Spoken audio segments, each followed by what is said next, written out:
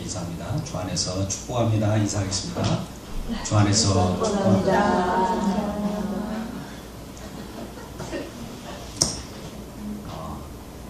그래요. 이런 인사를 사회 속에서는 많이 하지 않기 때문에 어색할 수도 있어요. 하나님 나라는 생소한 나라이고 또 우리들에게 일상생활 속에서 항상 있는 것이 아니라 믿는 자에게만 허락되는 나라이기 때문에 좀 어설플 수도 있고 또 어색할 수도 있습니다만, 그것이 그 나라가 우리가 소망하며 또 그 나라에 임할 때에는 더 확실한 나라이고 그 기쁨이, 그 축복이 더 분명한 그런 은혜입니다. 오늘 디모데 6장 11절 이하의 말씀 속에서 선한 싸움을 싸우라 라는 제목으로 함께 말씀의 은혜를 나누고자 합니다. 여러분, 선한 싸움 싸우라 라고 이렇게 하나님 말씀이 나와 있으니까 우리는 생각할 때 악한 싸움에 대비되는 말로 이렇게 생각할 수 있겠죠. 그런데 오늘 말씀을 보니까 선한 싸움은 믿음의 선한 싸움이라고 말씀합니다. 세상 속에 싸움꾼이 되라는 것이 아니라 하나님께서는 우리들에게 부여해 주시는 믿음의 사람으로서, 성도로서 싸움을 싸우는데 그것은 선한 싸움이고, 그 선한 싸움은 믿음의 선한 싸움이다 라고 12절 말씀에 합니다. 그래서 믿음으로서 싸우는 싸움이기 때문에 믿음으로 인해서 필히 발생할 수밖에 없는 싸움이라는 겁니다. 믿음이 없는 자에게는 싸움이 없어요. 그냥 그런 유유상종으로 살아가면, 세상과 짝가에 살아가는 그 종류의 사람들은 그저 싸움이 있을 수가 없습니다. 그대로 즐기다가 지옥에 가면 끝나는 것이죠. 그런데 오늘 말씀은 믿음의 싸움이기 때문에 믿음 있는 성도라면 누구에게나 있을 수밖에 없어요. 예수를 믿고 믿음이 우리 가운데 들어온 사람들은 싸울 수밖에 없다는 거죠. 뭐 우리 스스로 싸우는 겁니까? 아닙니다. 누군가 싸움을 걸어오는 자들이 있더라는 거죠. 그게 바로 악한 영이라고 얘기합니다. 오늘 말씀에 앞서서 에베소서 6장 12절 말씀, 우리의 씨름, 우리의 싸움은 에베소 6장 12절 이렇게 말씀합니다. 혈과 육을 상대하는 것이 아니요 통치자들과 권세자들과 이 어둠의 세상 주관자들과 하늘에 있는 악한 영들을 상대함이라. 우리가 싸우는 것이 혈과 육, 어떤 육적인 싸움이 아니라 궁극적으로 보니까 그 뒤에 배후에는 우리를 충동질하고 믿음을 훼손하고 믿음으로부터 떨어져 나갈 수 있도록 조종하는 세력인데 바로 악한 영들이라. 그 악한 영들에 대항해서 싸운다라고 말씀합니다. 이 믿음은 결국 악한 영들과 대항하는 어떤 무기일 수도 있고 그 자체일 수도 있습니다. 그렇기 때문에 싸움이라고 하는 것은 믿음으로 말미암은 복음이 아닌 것에 대한 부딪힘일 수도 있는 거예요. 우리 주님이 믿음으로 말미암아 우리에게 주신 그 복음, 영생을 취하라라고 오늘 말씀한 바와 같이 그 영생을 주시는 그 복음인데, 그 영생을 주시는 복음과 상관없는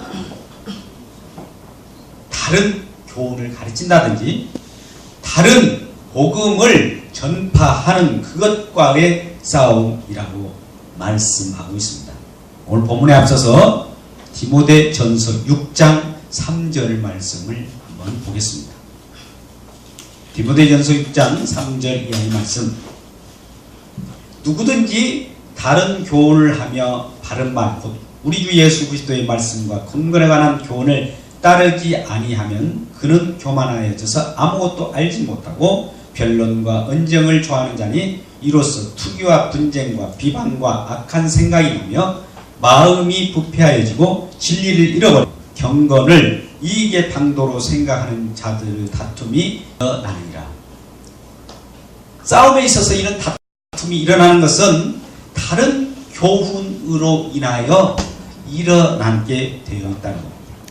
그래서 이러한 다른 교훈을 받은 자들이 결과적으로 우리 주 예수의 말씀과 경건에 관한 교훈을 따르지 않고 부패하진 그 마음을 가지고 진리를 버리고 서로 하나님의 말씀을 가지고 자기 유익과 이익의 방도로 사용한, 그게 바로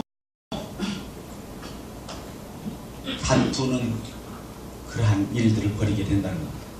그래서 우리는 하나님 말씀을 가진 자로서 자족하는 마음을 배워야 되고, 또 먹을 것과 입을 것이 있은즉 족한 줄로 알아라고 합니다. 하나님께서 우리에게 구한다고 주시는 그런 분이시기도 하지만, 구하지 않아도 여러분 부모님들이 자녀들에게 있어야 할 것을 미리 알잖아요. 우리는 육신적인 관계 속에서도 부모가 자녀들에 대하여 사랑을 한 나머지 자녀가 갖춰야 되고 자녀에게 있어야 할 것이 무엇인가를 알면서 그것을 또 부모로서 헌신하면서 주어집니다. 근데 우리 부모님보다도 더 월등하신 그 하나님께서 하나님의 백성, 성도인 저와 여러분이 있어야 될 걸 모르겠습니까? 다 있어야 할 것도 아시고, 또 우리와 슬픔과 우리의 괴로움도, 우리의 간구의 기도도 다 알기 때문에 우리 주님께서는 우리에게 있어야 할 것을 풍족하게 주시는 겁니다. 그런 믿음으로 살아갈 때 우리는 8절 말씀 속과 같이 우리가 먹을 것과 입을 것이 있은즉 족한 줄로 알 것이니라.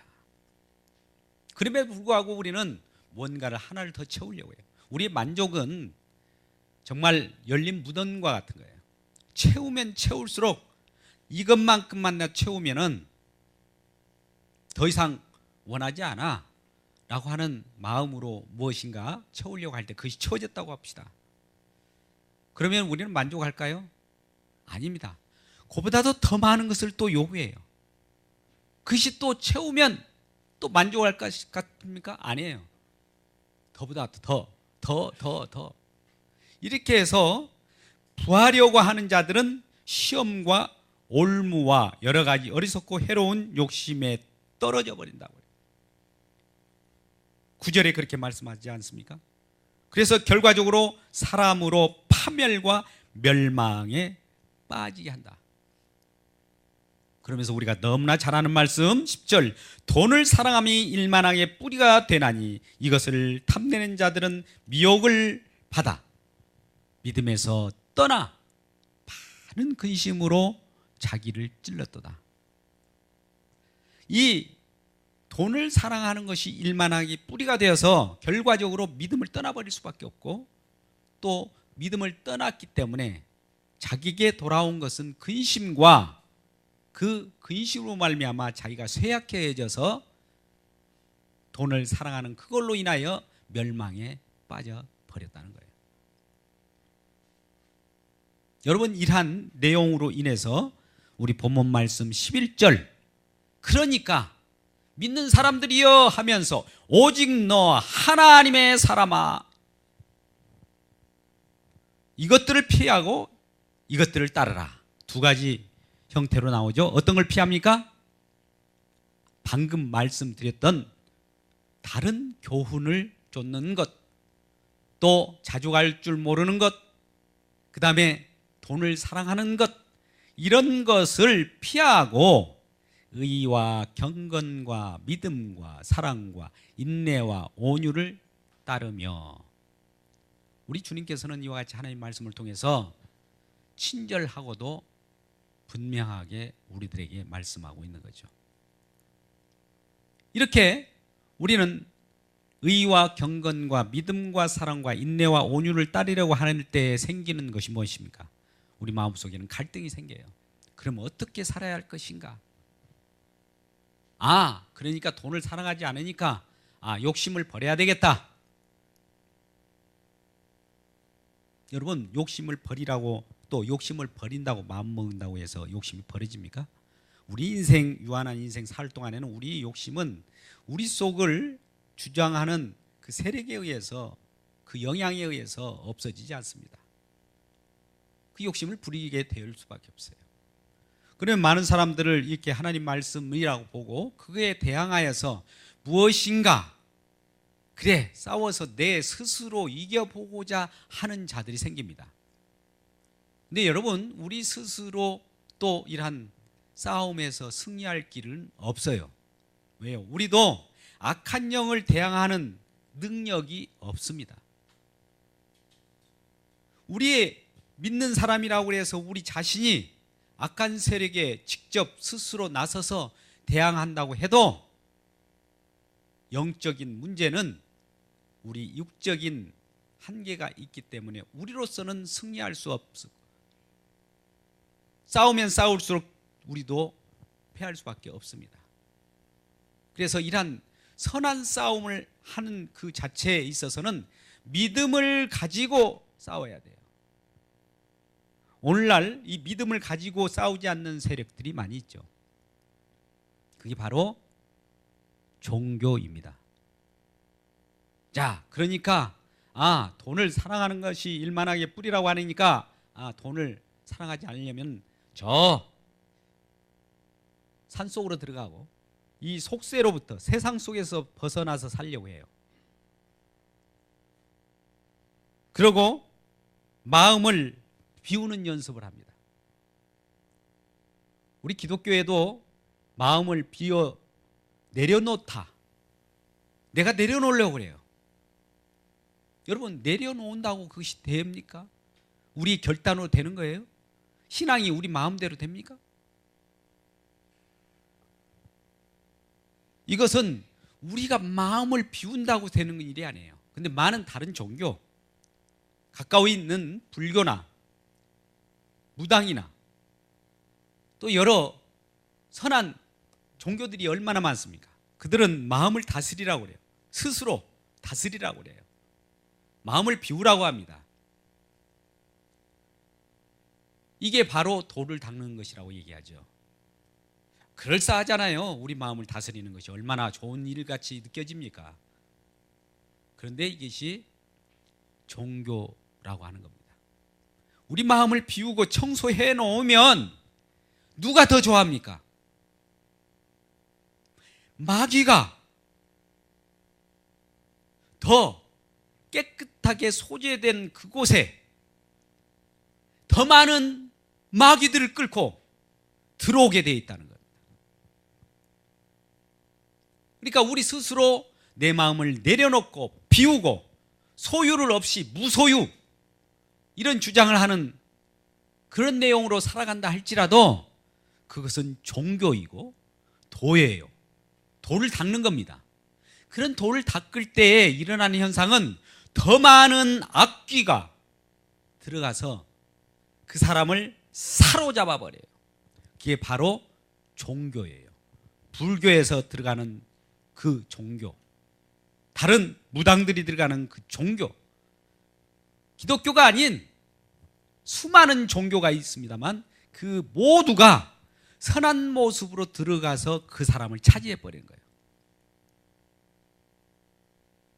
이게 어떻게 보면 기독교에서 도덕과 윤리와 선한 일을 하라고 강요하는 것, 이것이 성경에 없는 것은 아니지만 다른 종교에서도 다 그걸 가지고 많은 무사람들에게 선한 모습을 보여주는 거예요. 이 마지막 시대의 악한 천사는 광명의 천사입니다. 우리들에게 어떤 흉측한 모습으로 드라큘라와 또 머리를 떨어뜨린 그러한 전설의 고향에서 나오는 귀신의 모습이 아니에요. 마지막 악한 영이 우리들에게 다가오는 모습은 선한 모습, 말 그대로 광명의 천사의 모습으로 우리의 마음을 즐겁게 합니다. 하나님의 바른 복음보다도 다른 교훈인 인간의 귀를 즐겁게 하고 돈을 사랑하는 것을 부추기고 그거로서 행복을 찾아가라고 자주 독려하는 그런 세력이라는 거예요.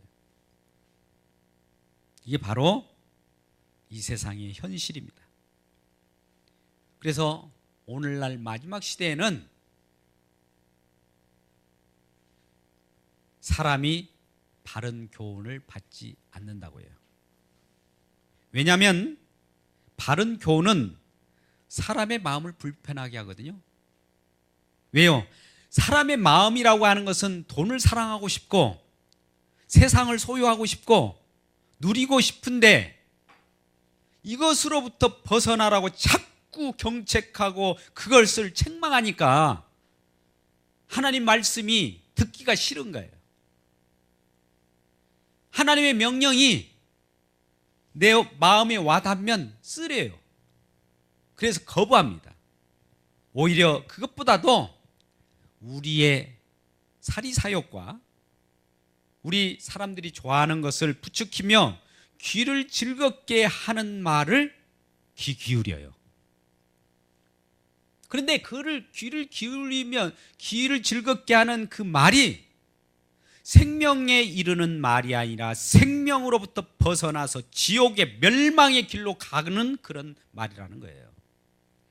그러니 지옥으로 쓰러져 가고 멸망의 길로 가는 그런 자들에게 바른 교훈을 넣어서 진리의 길, 생명의 길로 가게 하는 그런 말씀들은 얼마나 듣기가 싫겠습니까? 많은 사람들이 불편하겠지요. 그럼에도 불구하고 오늘 사도 바울은 믿음의 자녀인 디모데, 이 에베소 교회를 치리하고 또한 그 목회를 하는 담임 목사격인 디모데 목사에게 이와 같이 말씀합니다. 어떻게 말씀하십니까? 믿음의 선한 싸움을 싸우라. 영생을 취하라. 이를 위하여 내가 부르심을 받았고 많은 증언 앞에 선한 증언을 하였도다. 그러면서 14절에도 우리 주 예수 그리스도께서 나타나실 때까지 흠도 없고 책망할 것이 없이 이 명령을 지키라. 아유 강하게 말씀합니다. 이 명령을 지키라고 하는 것은 어떤 행위를 하라는 말이 아니라 믿음의 말씀을 그대로 전파하라는 거예요. 이 디모데 목사에게 사람들이 즐겨하는 그런 말, 귀를 즐겁게 하는 그런 말보다도 그런 다른 교훈을 전하지 말고 내가 후에 하나님께서 책망할 것이 없는 바른 교훈, 바른 믿음, 바른 말씀을 전하라. 이런 말씀을 하고 있는 겁니다.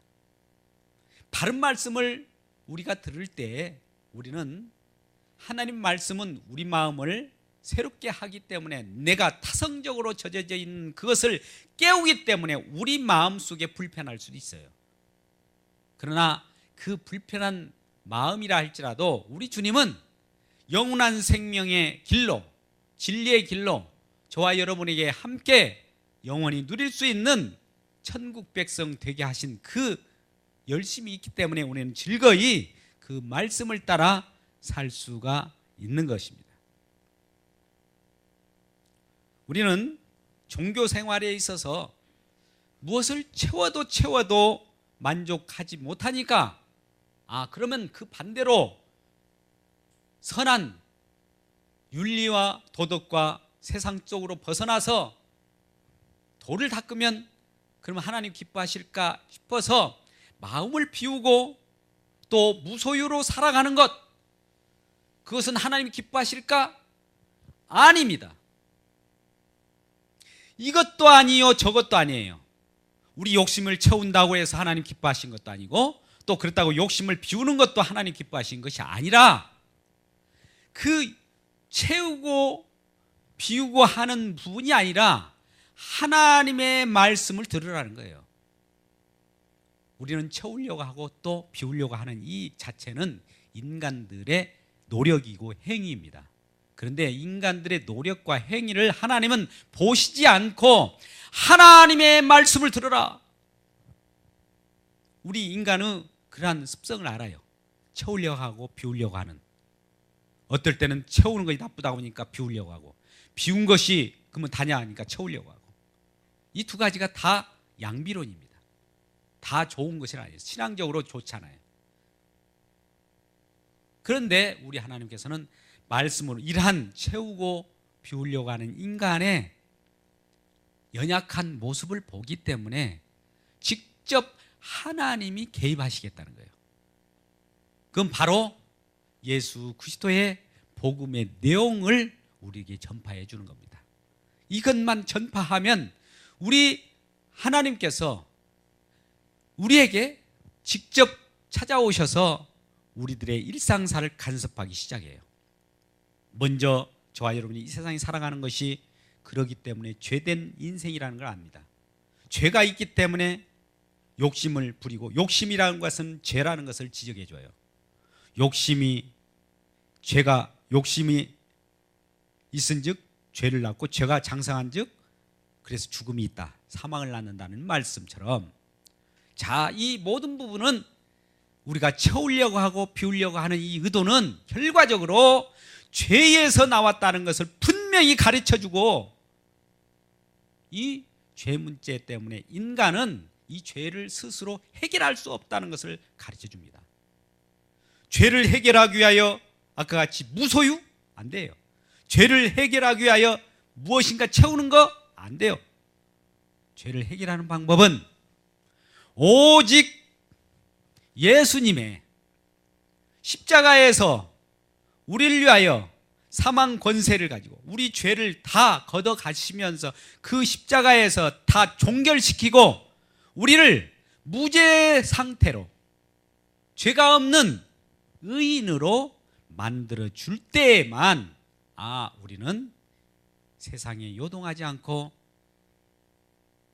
돈을 사랑하니 일만하게 뿌리라는 것을 알고, 또 무소유도 이게 종교생활이라는 것을 알고, 오직 주님만이 이 모든 것을 하시는군요 라고 하면서 주님을 따르고 주님을 찬송할 수밖에 없는 것입니다. 그래서 결과적으로 이 주님을 따르게 되면 주님의 온유한 그 품성인 11절 말씀처럼 의와 경건과 믿음과 사랑과 인내와 온유가 나타나게 된다는 거예요. 자, 여러분, 우리 하나님을 믿고 예수 그리스도를 믿는 고백하는 저와 여러분이요, 믿음은 내가 어떤 행위로서 보여주는 것이 아니라 은혜가 우리들에게 나타날 때 은혜를 받은 자로서, 우리가 하나님의 은혜를 받은 자로서 살아가는 그 자체를 하나님이 기뻐하십니다. 은혜로 또 믿음을 받은 사람으로서 나타나는 그 모습은 예수님의 성품을 담는 건데, 의와 경건과 믿음과 사랑과 인내와 온유라는 거예요. 우리는 온유를 위해서 어떤 노력을 할 필요가 없습니다. 또 인내를 위해서 무엇을 할 필요가 없어요. 믿음을 위해서 무엇을 할 필요가 없어요. 경건을 위해서 무엇을 할 필요가 없고, 사랑을 위해서 무엇을 할 필요가 없지만, 하나님의 은혜가 임하면 이런 것들이 나타난다는 거죠. 자, 나타난 것하고 이것을 행하는 것과는 달라요. 예수님을 믿고 하나님의 은혜를 받으면 이런 부분들이 나타납니다.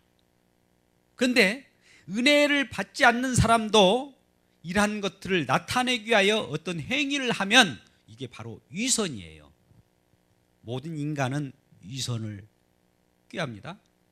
우리 인간이란 말을 영어로 person이라고 합니다. person. 헬라어는 페르소나, 가면을 끼웠다.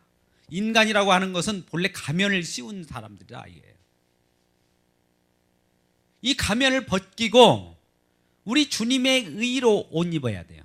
우리 주님의 경건으로 옷 입어야 해요. 우리 주님의 사랑으로 옷 입어야 돼요. 우리 주님의 온유로, 인내로 옷 입어야 되는 겁니다. 우리 것으로는 안 돼요. 우리 노력으로는 안 되는 거예요. 그래서 우리 주님 것으로만 됩니다라고 주장하는 이 자체가 믿음의 선한 싸움이 되는 거예요. 여러분이 무슨 하나님께서 싸움꾼으로 만들 일이 있습니까? 이러한 우리 주님만을 믿을 때 악한 영이 우리를 유혹한다 할지라도 우리는 주님을 앞세우면 주님이 그 악한 세력을 물러가게 합니다. 우리는 우리 스스로 싸움이 아니에요. 어려운 일, 또 세상의 유혹거리를 만나가들랑 내가 어떻게 해결하려고 하지 마십시오. 우리 주님을 초청하십시오. 주님, 이런 문제를 우리가 맞닥뜨리고 있습니다. 이 문제를 어떻게 우리 주님께서는 보십니까? 주님을 초청하면 주님의 그에 따라서, 상황에 따라서 악한 세력이 이 배경을 만들었다는 사실을 알고 새롭게 정리해 줍니다. 이러한 주님을 모시고 기쁨으로 믿음의 싸움을 하는 저와 여러분 되시기를 주님의 이름으로 축복합니다. 그래서 믿음은 나를 위하여 또 나의 죄를 대신해서 피 흘려 죽으신 예수님에게 모든 마음과 관심을 두는 겁니다. 새삼스럽게 우리가 어떤 행동거지를 바르게 하고 또 이런 모습도 필요하지만 그것보다도 우리 관심과 우리의 생각과 우리의 관념들을 오로지 예수 그리스도에게만 희망이 있고 소망이 있음을 알고 우리 스스로는 할 수 없는 일을 우리 하나님께서 친히 믿음의 경주를 친히 해 나가기 때문에 우리를 손잡고 믿음의 경주를 하게 되어 있습니다. 그래서 이러한 우리 주님께서 앞으로 계속 우리들에게 종용합니다. 14절에 우리 주 예수 그리스도께서 나타나실까지 흠도 없고 책망할 것이 없이 이 명령을 지키라는 겁니다. 이 명령은 행위가 아니라 예수 그리스도의 복음의 내용이고 예수 그리스도를 붙잡고 십자가의 은혜를 그대로 지키라는 것이죠. 그럴 때 기락이 이르면 하나님이 그의 나타나심을 보이시고 우리를 하나님은 복되시고 유일하신 주권자이시며 만왕의 왕이요 만주의 주이시며 오직 그에게만 죽지 아니하면 영생이 있다는 겁니다. 우리 하나님에게만 죽지 아니함이 있는 거예요. 우리 인생은 다 죽는 겁니다. 그러한 우리 주님이 죽지 아니하시고 영생하신 그분이기 때문에 그 영생하신 내용 속에 우리를 집어넣고 우리를 품으면 그 나라가 바로 영원한 나라예요. 우리 스스로는 영원한 나라를 만들어갈 수가 없어요. 수많은 수천 년에 걸쳐 인류의 역사가 있었지만은 영원한 생명을 찾기 위하여 얼마나 많은 노력을 했습니까? 심지어 이 지구라고 하는 작은 땅덩어리가 부족해서 달나라에 생명체가 있을까? 저 우주에 무슨 생명체가 있을까? 많은 연구를 해봤지만 우리가 그 속에 가서 살 수도 없어요. 앞으로 우리 후대에 뭐 그 속에 생명체가 있다면 뭐 인공위성을 통해서 그쪽으로 옮겨져서 살아가는 것을 꿈꾼다 할지라도 그것은 영원한 생명이 될 수가 없는 겁니다. 오직 우리의 영원한 생명은 죽지 아니하시는 하나님이 계시는데 그 안에 들어가 버리는 거예요. 하나님은 그러면 얼마나 우리를 포용할 수 있을 만큼 크신 분인지 여러분 기억하십니까? 하나님은 우리와 같이 존재로서 계시는 분이 아니라 보이지 않는 하나님이시고 눈에 띄지는 않는 하나님이시지만 우리를 포용할 수 있을 만큼 전능하신 하나님이시기 때문에 그 땅과 그 나라는 영원 무궁할 뿐만 아니라 우리를 다 포용하고도 영원토록 살기에 부정함이 없는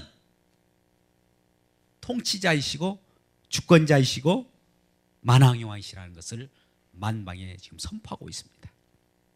그 말씀이 16절, 15절, 16절 말씀이에요.